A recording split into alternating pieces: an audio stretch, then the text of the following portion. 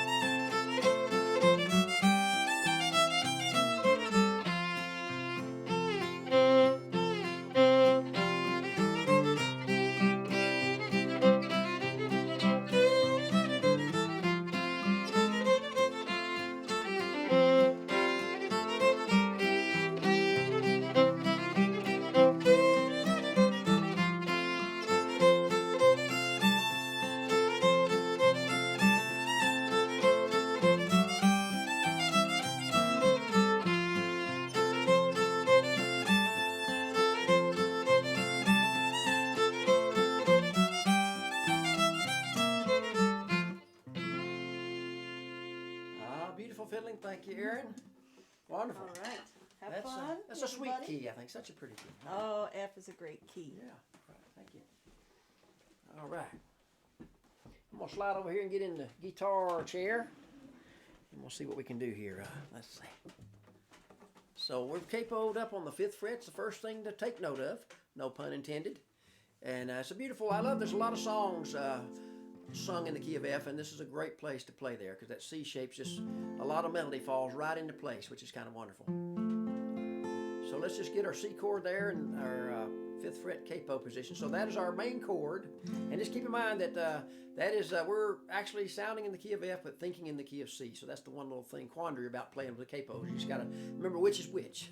So there's our main chord, the C shape, and then the G shape is an actual sounding C chord. The main partner there. So C and G is our shapes there for the 1 and 5 chord, and that's the only chords in this. So one thing before we even get started with Ebenezer, let's just do a little exercise. That's I think it'll be handy for when you're playing behind fiddle tunes. Think about your bass walks and things, some possibilities you may have thought of, but if you haven't, it'll be a nice thing to consider. So the main bass is right there on that 5th string with the C chord, right? So we can walk up there, open 2, 3. And in this particular case, on the old recording on Slippery Hill, the guitar player just dances that low bass. I mean, you could use your little finger, but I like using my 3rd finger, just dance back and forth. So there's the main bass, coming up to open 2, 3, and just dance across there, right? So a really nice thing to consider in your bass walks is going to the other 2 notes of the chord, which is that 4th string is the middle, so you could go a little bluesy walk there. You can do that, and you got to put your C chord down for your strumming. We're strumming those high strings, so you got to always put that 1st finger back down on the 2nd fret, 1st fret, 2nd string. So you got that 2-finger C, and then you let your bass arrive when you need it. And you have one other chord note, the 3rd string open, the 5th or the high note. You can think of it as the bottom, middle, top of the chord. So there you could walk from the a little bluesy walk, 3, 4, and the 3rd string open.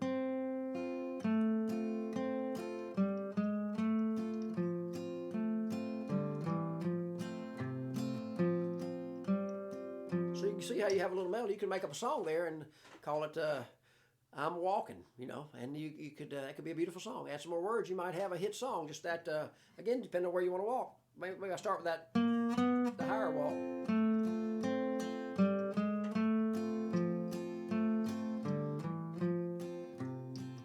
I'm really walking. So that's in your C chord. Let's go ahead and do the same thing for our G shape before we get into just the backup of Ebenezer there. So just your G shape. Again, you got the low bass there. The 3rd fret is your main bass. Okay, and then your 5th string, 2nd fret is the middle note of the chord. The 3rd, or the major sounding note, you got the root, the 3rd and the 5th, they might call it, or the 1, the 3, and the 5, or just the bottom, middle, top. And again, the open 4th string.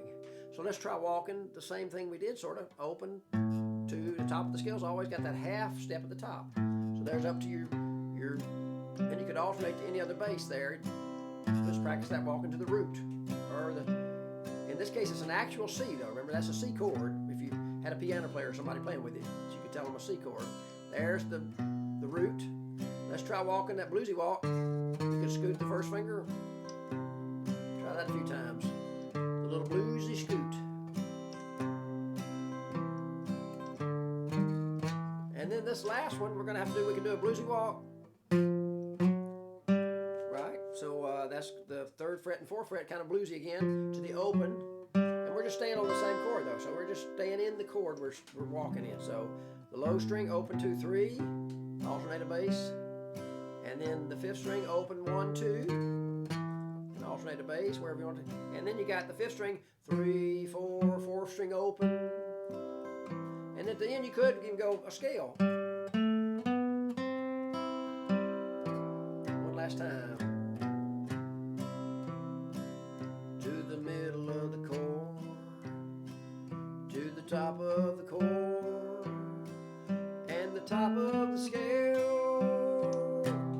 So there we go. We're warmed up a little bit. We got our, so just keep in mind, you know, you can always walk to the root or name of the chord, which is maybe your best choice most often, but sometimes what happens, and I think in the case of this, on the variations, I kind of give you a little bit of melody that kind of outlines, you know, you can outline the melody the fiddler's doing. If you're handy with the other notes of the chord, where to get to them.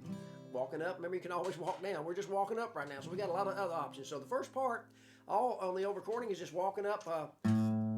You know, we're going to start in the key of F though, so we start on the C shape. So let's just do a little walk. It's going to be the 5 and 6 with a dancing bass. You can use your little finger too, but I'm just using my 3rd finger.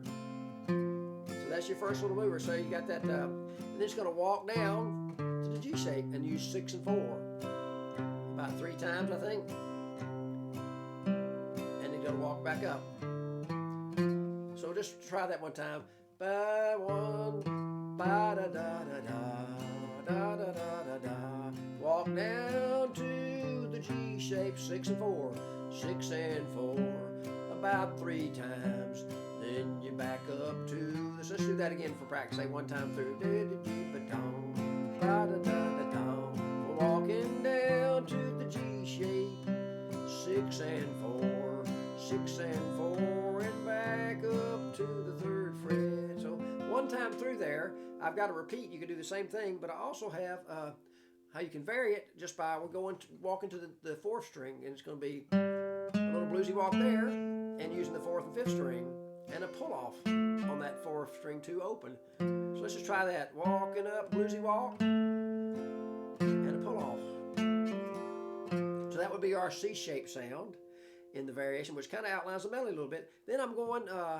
You're going to go on up and stay and see one more measure. You're going to hit that 3rd string, a high bass, really. And that's kind of outlining it. Da, da, da, da, da. So 3rd and 4th. Then we're going to change chords. And I'm just going to get a bluesy instead of the regular G shape. I'm making it a bluesy. It'd be a C7 in this case, but it's a G7 shape. So it's just that 1st fret on the 1st string. Keep that down. You're going to work through a chord. So you got 4 and 5. Getting that chord. 6 and 5 and 4 again, and 5, just goes back and forth. 3, 4, 5. So that's all out of a G7 chord.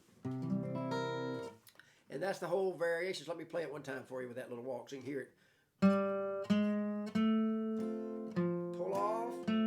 5, 3, and 4. Change to the bluesy chord. 4, 5, 6, 5, 4, 5, 3, 4, 5. Back to the C shape. I'll do that again.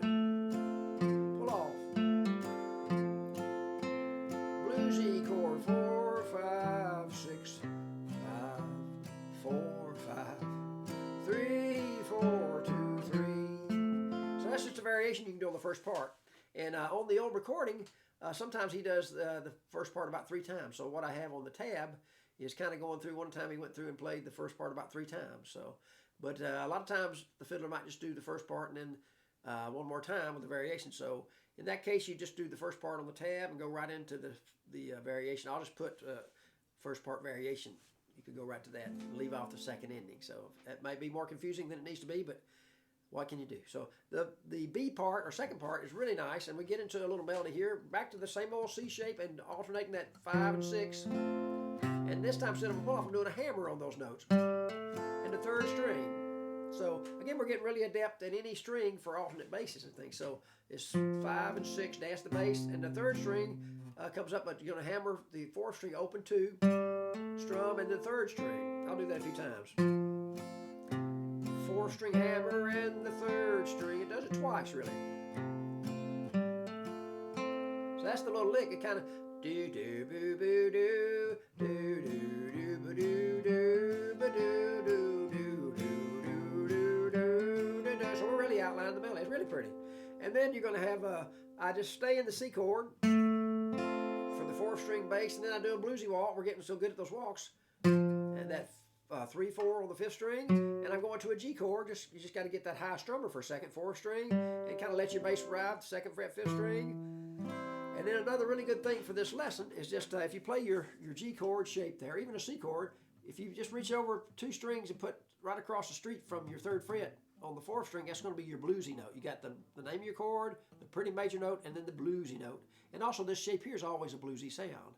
So anyway, and I've got a little thing, just a pick glide, and walk down. So let's just try, find that little G chord, and just come off that high string and just get you on the fourth string with that third finger. And you're going to do string wise with a pick, just like glide, 6, 5, 4. All down, picking's fine.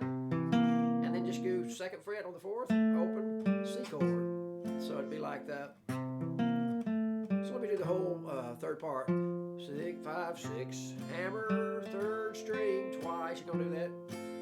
Slow it down a little bit. Hammer, third string. Fourth string, still the C chord. Then you got the bluesy walk, 3, 4 on the fifth string. The G chord arrives for a strum, and you got 4, 5, and get that triangle bluesy note. Pick glide back to C. I'll do it again. Bum, bum, bum, and you hammer in the third string, 5, 6.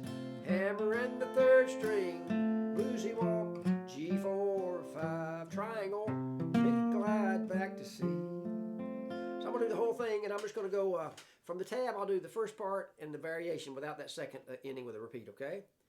And well, actually, here's what we need to do. We do the first part and use the second ending, and I may modify my tab. We'll see. Anyway, so we'll go right into that variation. So it sounds something, and then to the third, the B part, which is the really distinctive.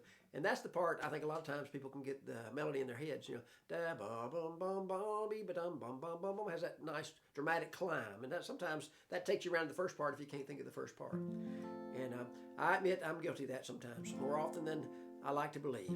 So anyway, here's going through the whole the first part with a variation, and then the second part. So nice and slow. Boom, boom, boom.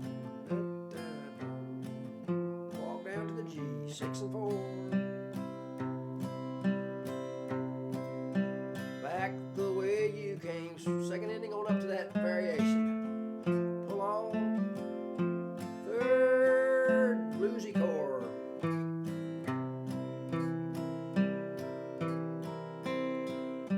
The second part comes up there. Dance that bass and you hammer in the third string. Hammer in the third string. Bluesy walk, G, bluesy, repeat.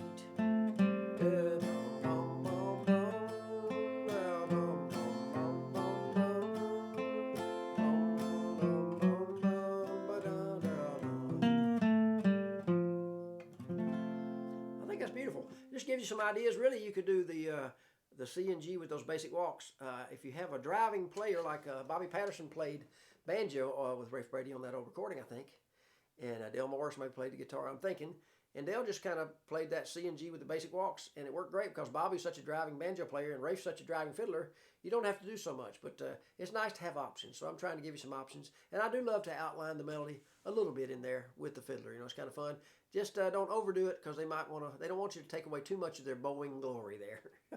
So anyway, Ebenezer's a great tune in the key of G, and I think it's really nice in the key of F. So go back to Slippery Hill, listen to Rafe Brady's version, and use your capo and go up that 5th fret, and remember you can walk to different notes of the chord if you hadn't done much of that, if you always gone to the name of the chord.